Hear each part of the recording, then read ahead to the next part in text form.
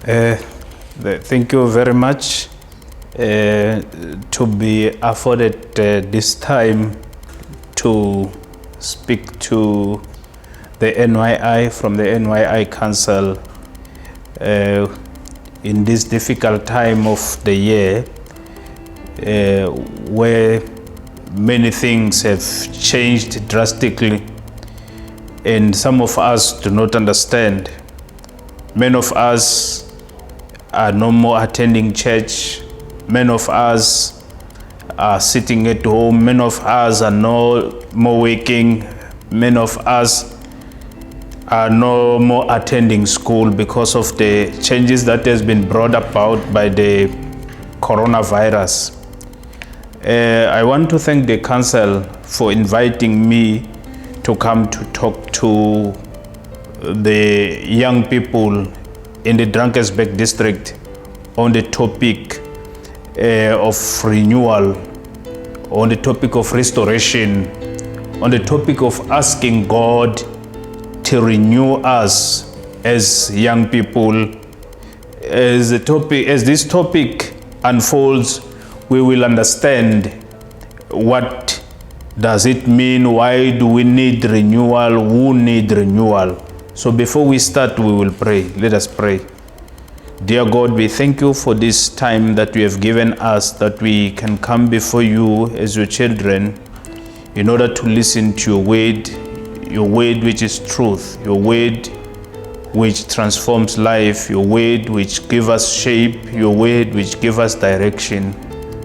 We thank you that you have given us this time, in this difficult time, that we as young people can have this time to listen to you speaking to us. I pray that bless each and every person, each and every mind that will dissect in this message, each and every heart which will receive and respond to this message. In Jesus' name, thank you, Lord. Amen. As I've said, that we'll be speaking on the topic of renewal. When we talk about renewal, we cannot talk about renewal without looking back. We cannot talk about renewal without looking within. We cannot talk about renewal without looking ahead. So these three things are the guidelines that will make one need renewal. When we look back,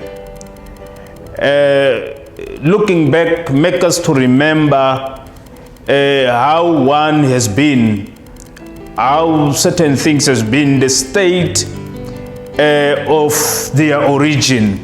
When we look from within, is the status of the thing or a person now, and when we look ahead, what do you want to be? Where do we want to be? And there are certain books in the Bible that when we read, we find the need of being renewed.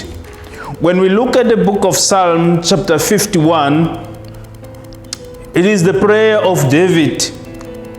It is again a call for God's intervention in David's life when David has committed sin with Bathsheba, when he had caused her husband to be killed in the war, where he was put in the forefront with the purpose of him dying so that David could take his wife to be his wife.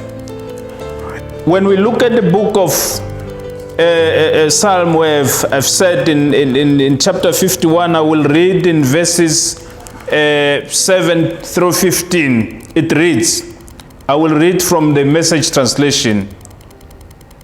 Soak me in your laundry, and I will come out clean.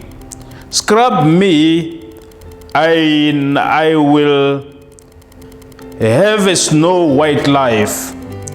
Turn me into a foot-tapping song. Set these one's broken bones and into dancing. Don't look too close for blemishes. Give me a clean bill of health. God, make a fresh start in me. shape a Genesis week from the chaos of my life. Don't throw me out with the trash of failed breath, holiness in me.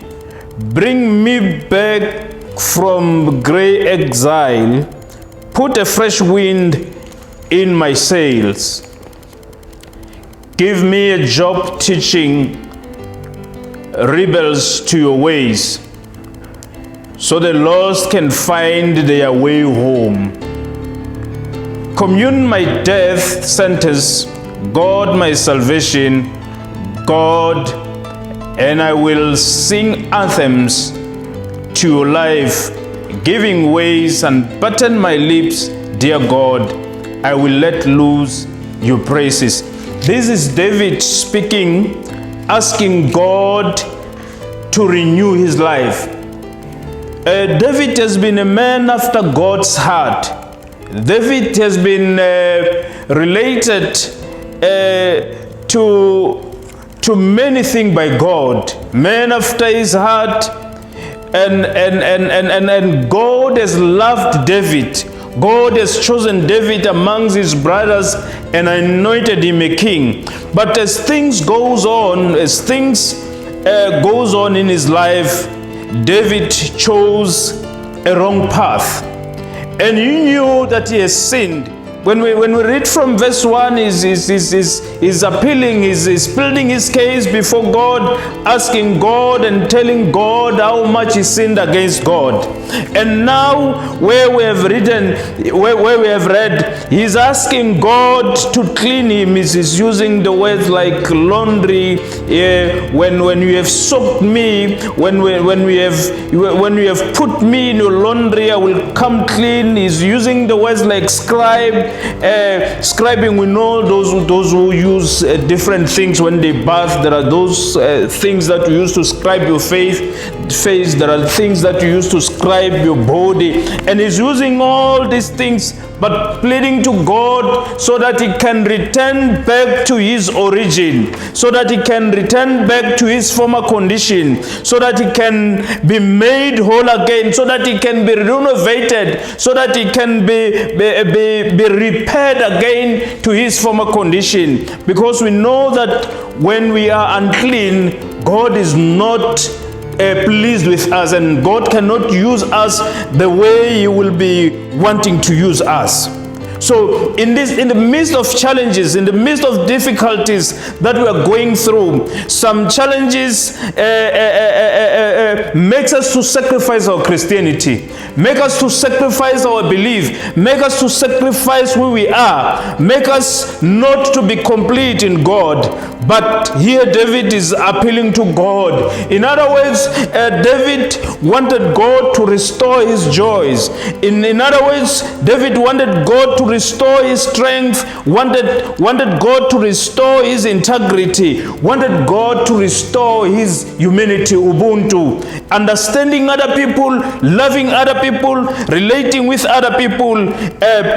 He wanted God to renew his hope. He wanted God to renew his relationship, that he can still trust in God, that he can still hope in God, that he can still have the relationship he used to have with God.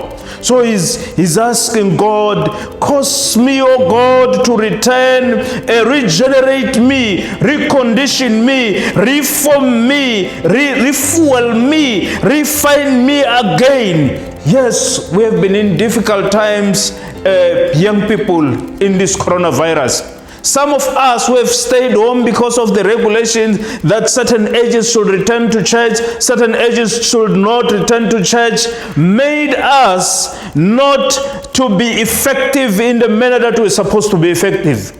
Some of us used to pray. Some of us are used to meeting together. When we meet together, we activate each other, we rejuvenate each other. But those times and those days has been lost. And when we look at those who return to church, only a number of people, only a handful of people, only a handful of young people have returned to church. But today, young people, I want to encourage you. I want to ask you again that ask God, as the Spirit of God, to transform you again so that you can be in your former self, so that you can be in the manner where you used to be. David was a man after God's heart. He was a favorite to God, but he has lost it along the way.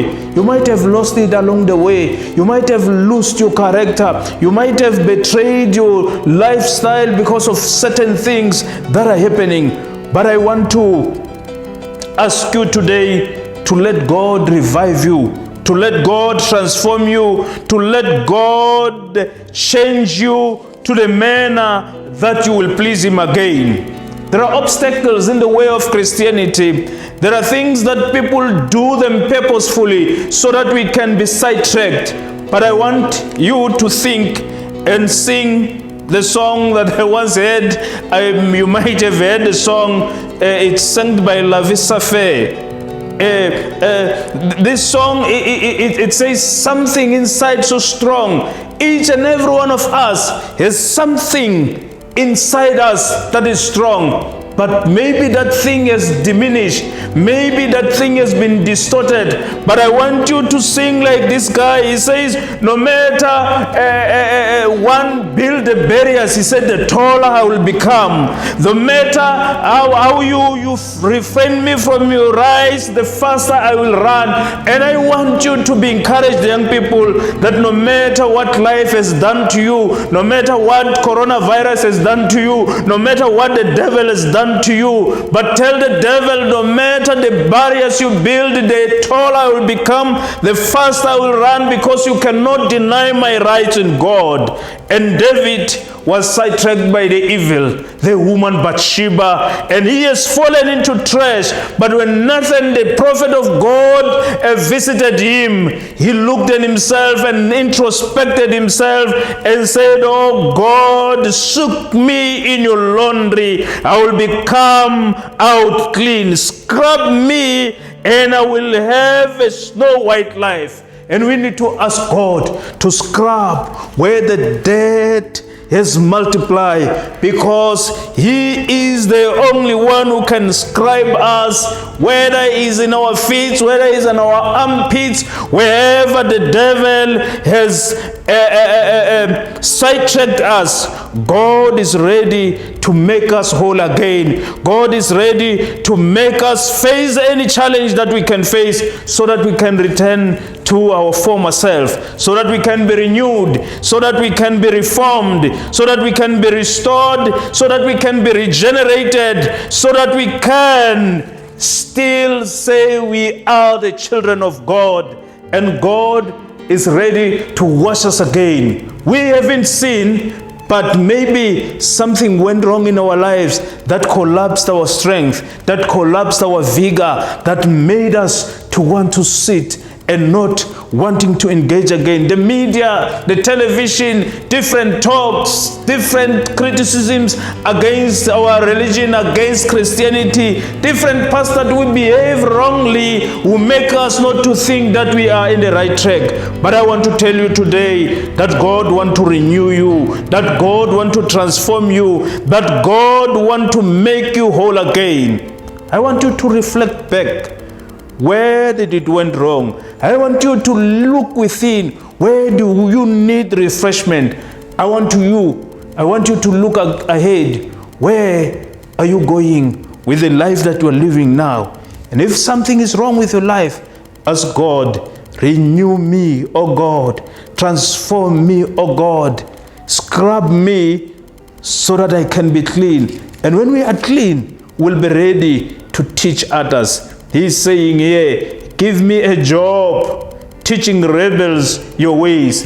And God will use us again. God will commune with us. God will remove all the debts in our lives. And at the end of the day, we will be free to worship God. I want to call you today, wherever you are. Ask God, restore me, O God. Revive me, O God. You might not have sinned, like Nehemiah didn't sin, but you went back to reform, you went back to rebuild the walls of Jerusalem.